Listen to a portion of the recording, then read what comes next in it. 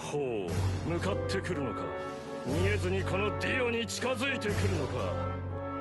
近づかなきゃてめえをぶちのめせないんだな。ほうほう。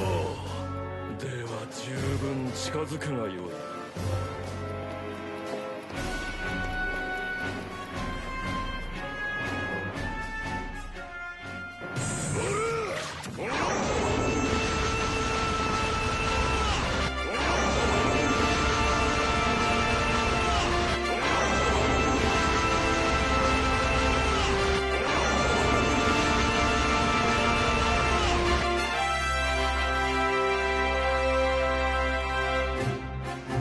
Hey, you! Yes, you! The confused Vanguard player who's been stuck in lockdown and doesn't know what clan to play when you can finally crawl out of your basement and slide up to locals. Well, buckle up, kiddo! I'm going to show you why Aqua could very well be the clan for you this coming season. You like the ocean? Do pirates just not quite do it for you? That uniform always looks just a little too sexy to you. Most importantly, do you like seamen? Lots and lots of seamen? Then boy do I have the clan for you! So, let me riddle you this. What do you get when you combine a stylish uniform, a pile of weaponry, some pyroxene crystals and a bucket of water? Your very own disposable army, of course! Aesthetically, Aquaforce units have an extremely stylish art style direction and can be generally categorized as military uniform wearing aquaroids, golems, dragons, a few animals, and high beasts, of course. And I guess we'll also have mermaids that failed idol school and join the military before discovering their true alignment for large weapons of all sorts. Especially polearms. Yes. Polearms. Why does that not surprise me? The weaponry, often embedded with stylish green crystals, also comprises of firearms, swords, giant anti-behemoth weapon systems, and the occasional mop, along with other futuristic navy gear and stunning ceremonial military uniform that makes admirals from One Piece look like a shoddy cosplayer. It all comes together to form one of the best looking clans Vanguard has to offer. You see this guy? Well, this is him now after playing Aquaforce for just 1 month.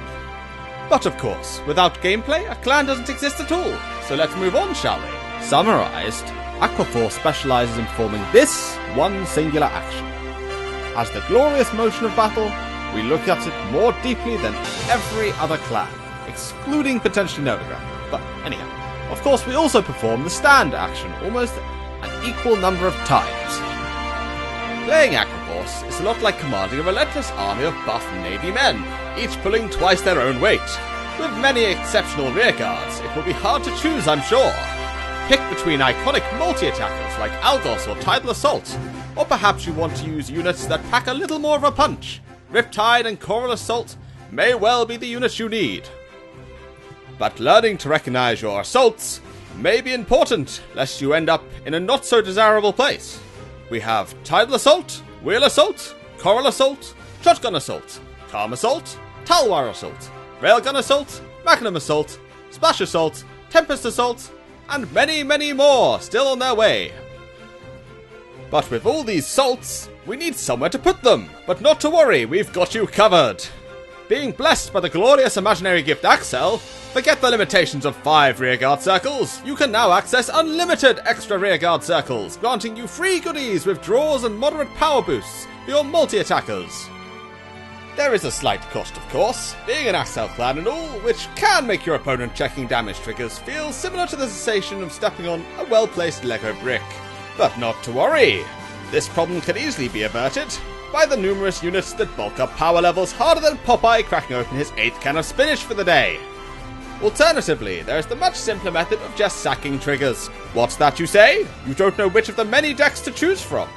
Well, we have you covered. Let's talk about decks. I guess we'll start with the peasant's choice, standard decks. With Maelstrom, you can force your opponent to count. A very rare ability to find in standard players I know, and potentially restand the Vanguard! And with his Chad older brother, Glory Maelstrom, you can force your opponent to guard with only 1 card per attack, which leads to the needing to make a very precise and carefully calculated line of attack. Basically, PG or GG.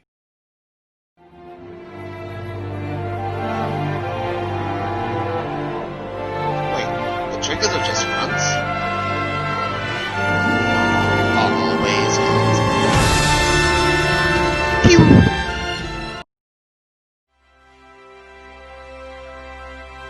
Ooh, there goes the deck list now! Moving along, you want to feel the sensation of a sweet, sweet triple drive? So addicting that twin drives will start to feel like piloting a rowing boat compared to a battleship? Well, go play premium format then! Alternatively, you can also play Revan. While linear, he doesn't pull his punches. With the only requirements is that you puke your hand onto the field and go ham. Also, minus 5,000! Oh, would you look at that! What an offer this is! We have not just one, but 2 different deck lists to build. If your wallet isn't feeling too good, why not go for the cheap, healthy alternative? Blue Wing's main gimmick is flooding the board, and getting more excited over healing than your average Angel Feather player. It can also be run with a variety of grade 3s, from Revan to Navel Gazer. Any budget can do. My goodness, just look at these deck lists go!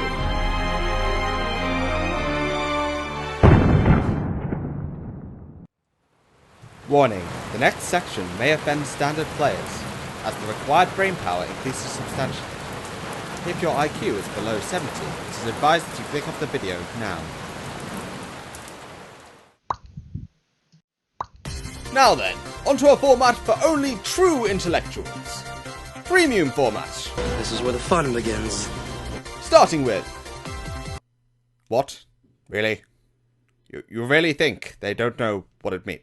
Oh, fine, okay. Before we get started, a quick tutorial on Aquaforce's keyword, wave, for those of you in the audience who just need a quick memory jog. The Aquaforce keyword is wave. Wave is a way to indicate the number of attacks needed in a turn to activate or enable an ability. Simply, first wave equals first attack, second wave equals second attack, and so on. These can be laid out in several ways. For example, wave first or second indicates that the skill will only be present in the first or second attack. Meanwhile, a skill that says wave third or more indicates that the skill will be present from the third attack onwards. Of course, the other keyword for Aquaforce is resist. Now, let's talk a little about one of Premium's most interesting aspects, striding.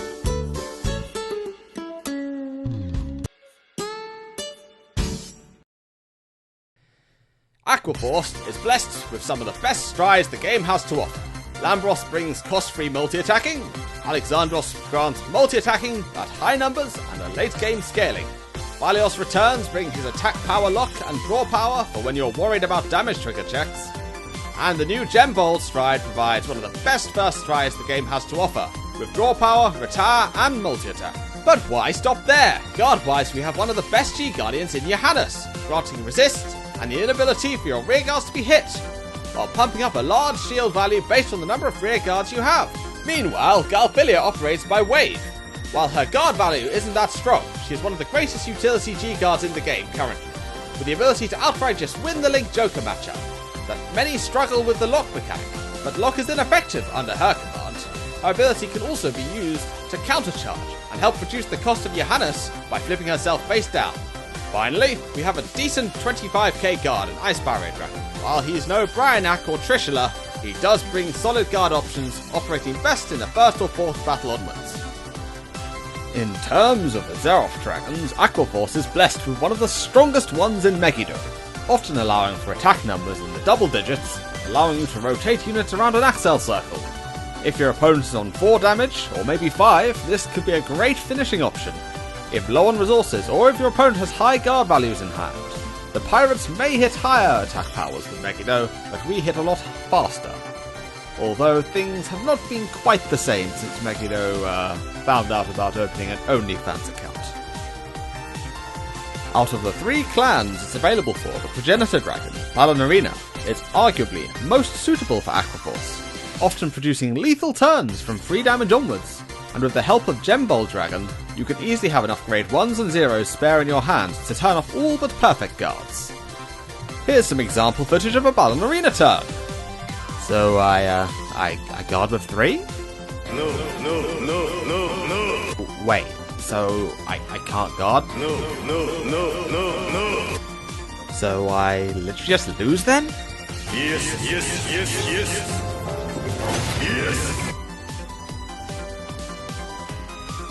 Now, let's move on to the decks, shall we? Ripples are an all-time favourite of many, and present good use of the Legion mechanic, which is seldom seen nowadays. They utilise strong early game, and can grade 2 game harder than most. They have even had themselves some time on the restriction list. With the ability to ride from deck and cool from soul with Odysseus, it's enough to make any Pale Moon player green with envy. This, combined with their recent run-in with... all in all, they still prove worthy of play. Here's a quick list to get you started. Onwards to Maelstrom. He's back with powerful strides and several gimmicks that Premium enables. Now you can enable a first ride full power Glory Maelstrom with the help of Eldenos, and have access to a unique set of strides that allow you to search out rides and stride fodder, along with the ability to just say no to your opponent's ability to guard. This of course excludes Protect markers. Here's a quick list for your entertainment. Choose between either fronts or crits. Blue Wave may not have received any working support of recent, but they can still be fun to utilise amongst friends. Have your opponent damage trigger checks been getting on your nerves? With Valios, as the main grade 3, you can lock your opponent at 11k power to the end of the turn, and kiss goodbye to being stopped after one single hit. Blue Wave also has access to 2 unique strides, with the ability to restand, allowing you to make optimal use of Vanguard swings along with a quad drive.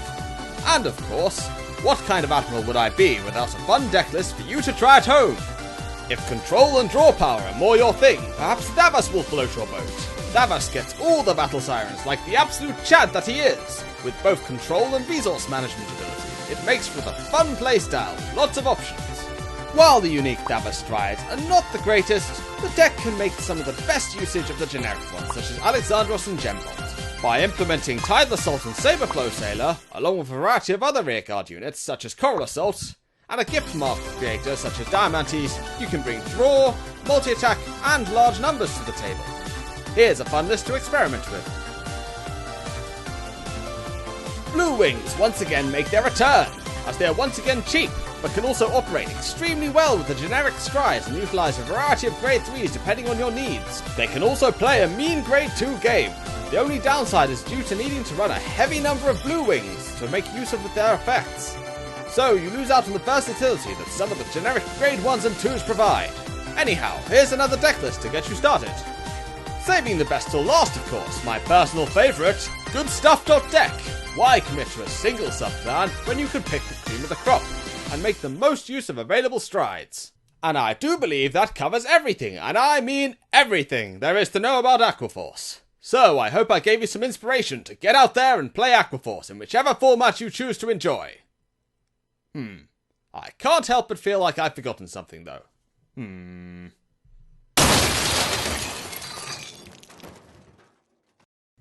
Hiya. I just want to say thank you for anyone who made it to the end of the video. I know it's quite a long one. I don't know if I'll do another one like this. If people want to leave ideas down in the comments, maybe, for the next clan, perhaps. But anyhow, thank you very much for watching the video, and I'll hopefully see you soon.